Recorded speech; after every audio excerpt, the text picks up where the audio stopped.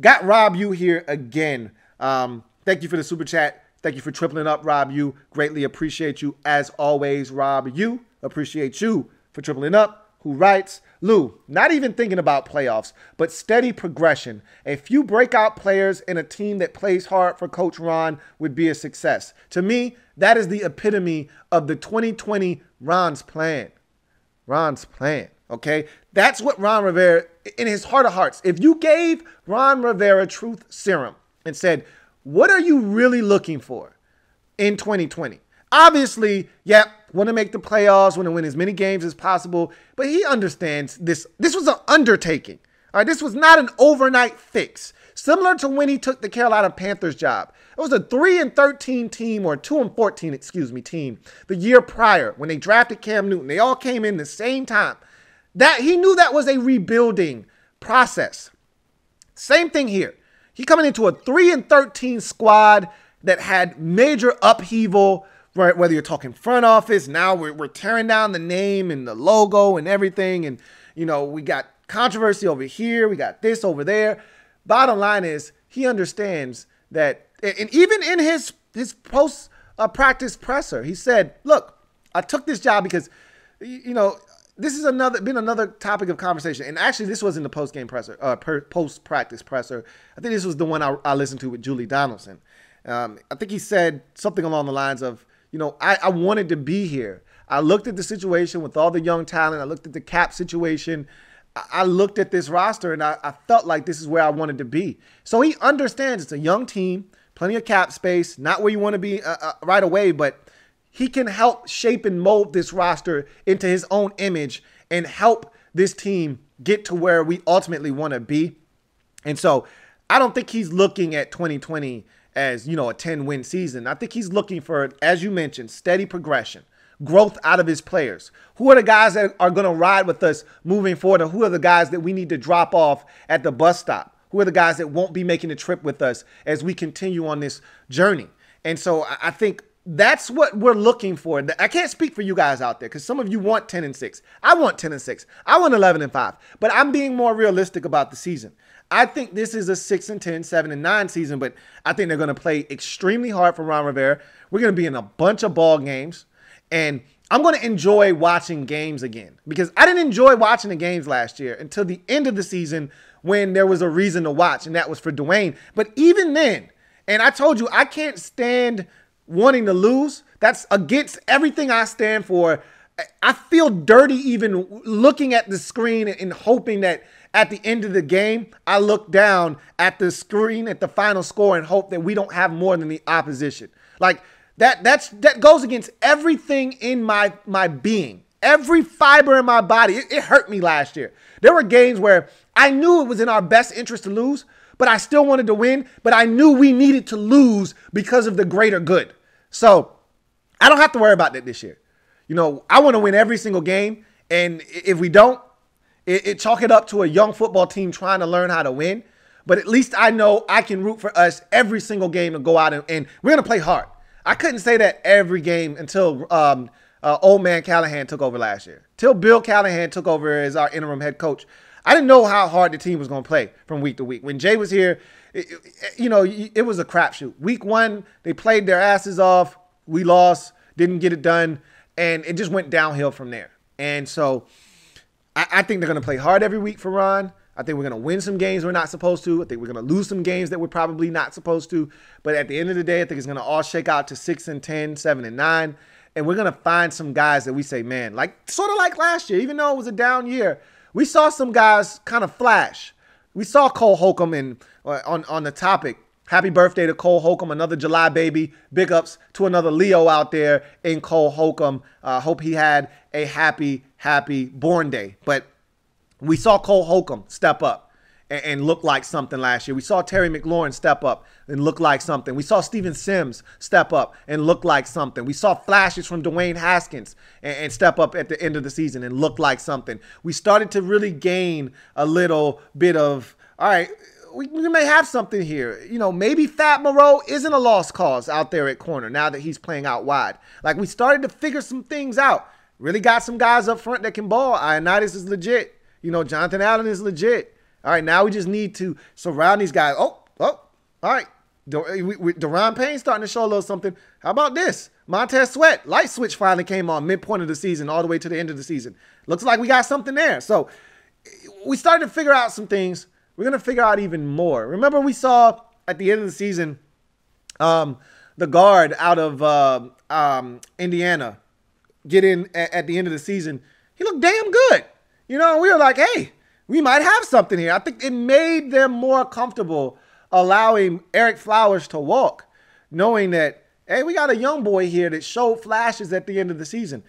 We want to be able to take those flashes and turn those into substance going into 2021.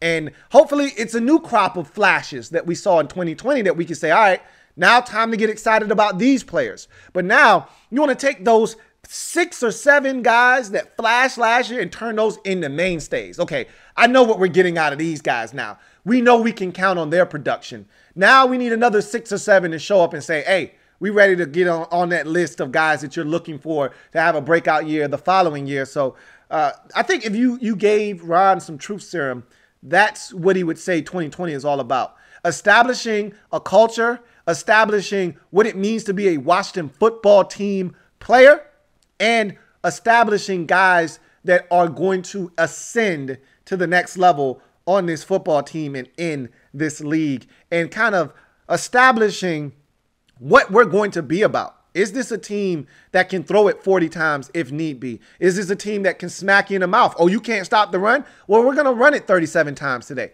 Can we have that kind of football team, or are we finesse, which is what I feel like we've been in the past? Everybody wants to be smash mouth, back to the hogs.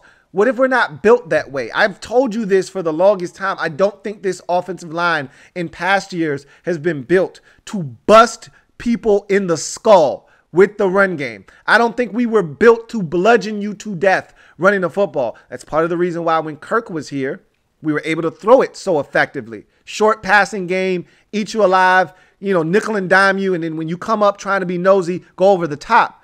That's how we were built, to pass protect, not to run block and blow people off the line of scrimmage. Can this new revamped offensive line be a little bit different and nastier up front? And if we do have the horses to run it, can we run it? Will our offensive coordinator allow us to do that? Or will he be like Jay Gruden, a guy that wants to get away from the run and throw it? We'll see. A lot of questions, not a ton of answers right now, but, these are all things that we're looking to kind of find out, establishing an identity, establishing who are the players that we can hang our hats on. I think those are all things I think Rivera is looking for in the upcoming season. Thank you for the super chat, Rob. You got another super chat. This one is from Leo Suarez. Thank you for the super chat, Leo Suarez. Greatly appreciate you, Leo. My man Leo writes, Washington is tradition, and rings are coming this way. Shot them arrows in the sky. Hopefully you are right. It's not going to be easy, but we've been on this journey for a long time. And I feel like better days are coming, but as I've always told you, cautiously optimistic is what you should be. That's what I am. I can't tell you how to feel. Ron, this feels different, but I probably have uttered those words before. When we first hired Mike Shanahan, that felt different at the time. When Joe Gibbs 2.0 showed up, it felt different. I'm hoping that this is the start. And that Washington video that Ron Rivera narrated, it's on the Washington Football Team YouTube page. It's on Twitter on their account. It's on IG on their account as well. So you can check it out. I've already retweeted it. If you haven't had a chance to take a look at it, you can just check my page and you'll find it there as well. But that gave me goosebumps. That gave me chills. It made me feel like, okay, man, like Ron's ready to do this. Now, obviously, Ron hasn't coached a game here, but his track record precedes him. This is a guy that is well respected around the league. I've always felt like Carolina has had a very disciplined and structured organization and program under Ron Rivera. I told you when he was fired, before we even knew he was coming here, that I thought he was unjustly fired, and that whoever got him as a coach was going to get a really good football coach. And you can hear the relief in his voice This is a man that is excited about not only getting this opportunity, but having other people come on board that takes things off of his plate so he can just focus on ball. Like, I could hear a guy that was relieved that Terry Bateman is in to take the financial side of things off his plate. Like, I don't care about ticket sales or this, that, and the third, or uniform. I don't care about it. Like, Rivera doesn't want to have anything to do with any of that stuff. He wants to change the culture in this locker room, the perception about this team around the league, nationally, locally, and he wants to turn this program into a winner. And the best way he can do that is by just focusing on the things that he can control. And so when I look at this team, I feel like better days are ahead. Look, we're going to have some more bumps in the road, okay? But I think that there are really sunny days ahead for this organization. As sunny as this shirt, as sunny as the logo that you see in front of you. I think things are on the up and up, but we're going to have to hit some more bumps along the way. I think this 2020 season is going to be a little rocky at times, but I think this is maybe a step backwards to go 2 steps forward and never look back, you know, and I'm hoping that that's what 2020 potentially provides for us. Unless we just hit the ground running immediately and don't look back, that'd be great. You know, even if we go 9-7, I'm not expecting a winning record. I'm not even expecting 500. So if you get to 8-8, 9-7 this year, hell, that's one hell of a job by Ron Rivera, to be honest with you. And we've got a tough schedule. Let's not forget that. And I know I don't like playing a schedule game, but the AFC North is tough every year. I don't give a damn what year it is. Cincinnati's going to be much improved, I think. I think they're going to be a lot better than a lot of people do. Cleveland, I think, is going to be a lot better than people think. We know Pittsburgh is good every year, and we know Baltimore is among the best in the league. We got to play that division, okay? I think our division itself is improved. You know, we didn't win a single game in this division last year, and I think it's better than it was last year. So take that with a grain of salt. I think we have to play the NFC West. That's the best division in football. You know, I mean, you flip a coin with the NFC South. But, I mean, Seattle, San Francisco, Arizona, like, the Rams, come on. Like, seriously. So, I said all of that to say this. It's a tough schedule. And if we somehow navigate it and go, and, you know, look, this is going to be unlike any season we've ever experienced because of COVID and all of the things that are going to take place that are going to affect teams. I don't know. We might could, you know, sneak up and win a game or two that we have no business winning. But at the end of the day, hopefully those arrows that you shot up into the air come back down, and they come back down with a Super Bowl ring. That'd be great. Thank you for the super chat, Leo Suarez.